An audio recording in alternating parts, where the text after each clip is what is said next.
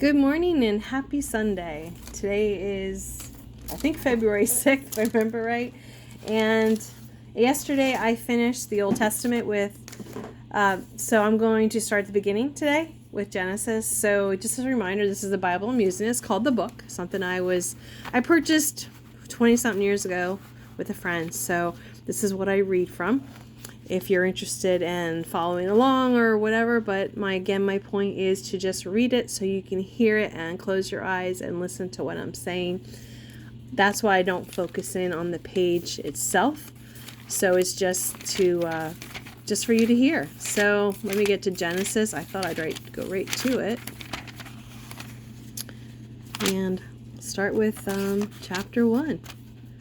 I know this is a part you probably really don't care to see, but okay, so here's the front, the Old Testament. Even though when I started these videos I was already into it, I'm going to start at the beginning today. So, Genesis.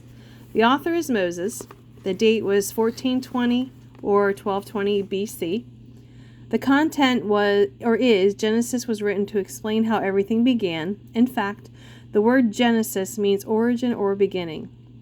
It explains how God created the universe, how people were created and placed in a perfect environment, how sin began, and how God decided to deal with evil. Excuse me. The beginnings of languages, arts, vocations, and nations are also recorded here. The focus then shifts to the beginning of the Hebrew people, starting with Abraham, then Isaac and Jacob, and ending with the story of Joseph. Theme: God made everything good, but humanity's sins has spoiled it. God, however, did not give up on us, but enacted a plan to save us. God's ultimate power is another theme seen throughout this book, with special attention given to how he directs history for the good of his people. So chapter 1, the account of creation. In the beginning, God created the heavens and the earth. The earth was empty, a formless mass cloaked in darkness, and the Spirit of God was hovering over its surface. Then God said, "Let there be light," and there was light. And God saw that it was good. Then he separated the light from the darkness. God called the light day, and the darkness night. Together these made up one day. And God said, "Let there be space between the waters to separate water from water." And so it was. God made this space to separate the waters above from the waters below. And God called this space sky. This happened on the second day. And God said, "Let the waters beneath the sky be gathered into one place, so dry ground may appear." And so it was. God named the dry ground land, and the water seas. And God saw that it was good. Then God said, "Let the land burst forth every sort of grass and seed-bearing plant, and let there be trees that grow seed-bearing fruit. The seeds will then produce the kinds of plants and trees from which they came." And so it was. The land was filled with seed-bearing plants and trees, and their seeds produced plants and trees of like kind. And God saw that it was good. This all happened on the third day. And God said, "Let bright lights appear in the sky to separate the day from the night. They will be signs to mark off the seasons, the days, and the years. Let their light shine down upon the earth," and so it was. For God made two great lights, the sun and the moon, to shine down upon the earth. The greater one, the sun, presides during the day, and the lesser, the moon, presides during the night. He also made the stars. God set these lights in the heavens to light the earth, to govern the day and the night, and to separate the light from the darkness. And God saw it was good. This all happened on the fourth day. And God said, "Let the waters swarm with fish and other life. Let the skies be filled with birds of every kind." So God created great sea creatures and every sort of fish and every kind of bird. And God saw that it was good. Then God blessed them, saying, "Let the fish multiply and fill the oceans.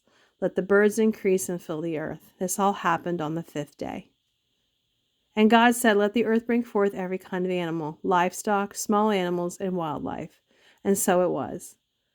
God made all sorts of wild animals, livestock, and small animals, each able to reproduce more of its own kind. And God saw that it was good. Then God said, "Let us make people in our image to be like ourselves. They will be masters over all life, the fish in the sea, the birds in the sky, and all the livestock, wild animals, and small animals. So God created people in his own image. God patterned them after himself. Male and female, he created them. God blessed them and told them, multiply and fill the earth and subdue it. Be masters over the fish and the birds and all animals. And God said, look, I have given you the seed-bearing plants throughout the earth, and all the fruit trees for your food. And I have given all the grasses and other green plants to the animals and birds for their food. And so it was. Then God looked over all that he had made and saw that it was excellent in every way. This all happened on the sixth day. So the creation of the heavens and the earth and everything in them was completed. On the seventh day, having finished his task, God rested from all his work. And God blessed the seventh day and declared it holy, because it was the day when he rested from his work of creation. This is the account of creation of the heavens and the earth. The man and woman in Eden. When the Lord God made the heavens and the earth, there were no plants or grains growing on the earth, for the Lord had not sent any rain, and no one was there to cultivate the soil.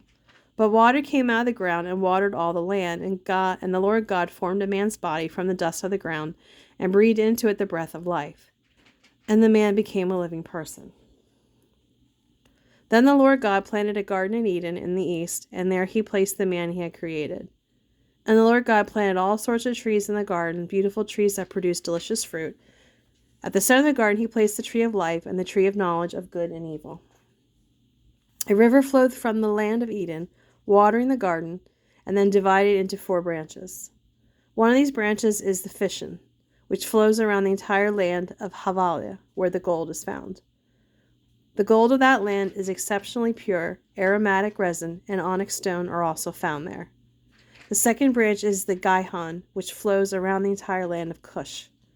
The third branch is the Tigris, which flows to the east of Ashur. The fourth branch is the Euphrates. The Lord God placed the man in the Garden of Eden to tend and care for it. But the Lord God gave him this warning: you may freely eat any fruit in the garden, except from the tree of knowledge of good and evil. If you eat of this fruit, you will surely die. And the Lord God said, it is not good for man to be alone.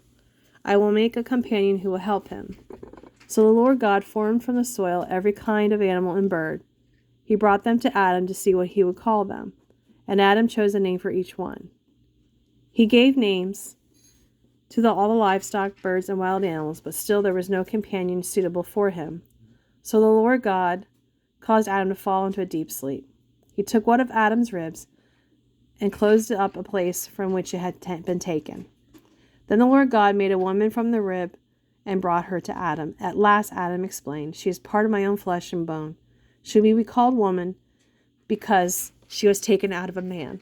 This explains why a man leaves his father and mother and is joined to his wife, and the two are united into one. Now, although Adam and his wife both were naked, neither of them felt any shame. Chapter 3. The man and woman sin. Now the serpent was the shrewdest of all the creatures the Lord God had made.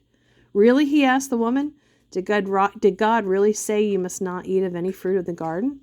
Of course we may eat it, the woman told him. It's only the fruit from the tree at the center of the garden that we are not allowed to eat.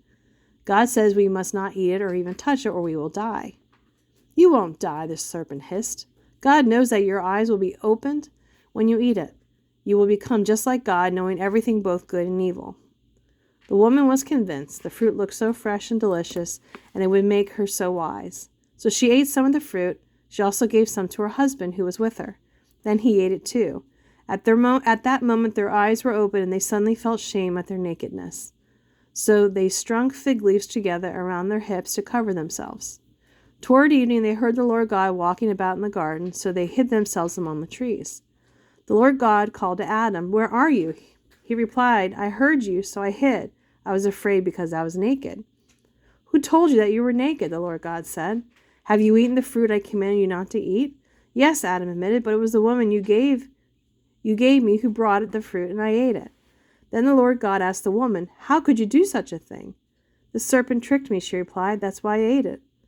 So the Lord God said to the serpent, because you have done this, you will be punished. You are singled out from all the domestic and wild animals of the whole earth to be cursed.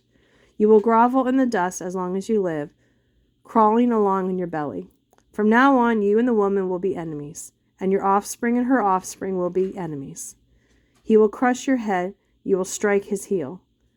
Then he said to the woman, you will bear children with intense pain and suffering, and though you desire will be for your husband, he will be your master.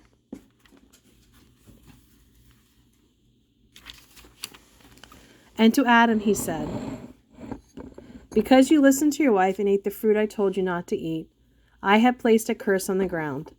All your life you will struggle to scratch a living from it. It will grow thorns and thistle for you, though you will eat of its grains.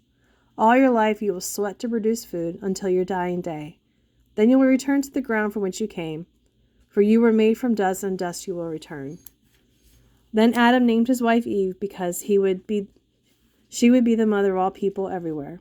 And the Lord God made clothing from animal skins for Adam and his wife.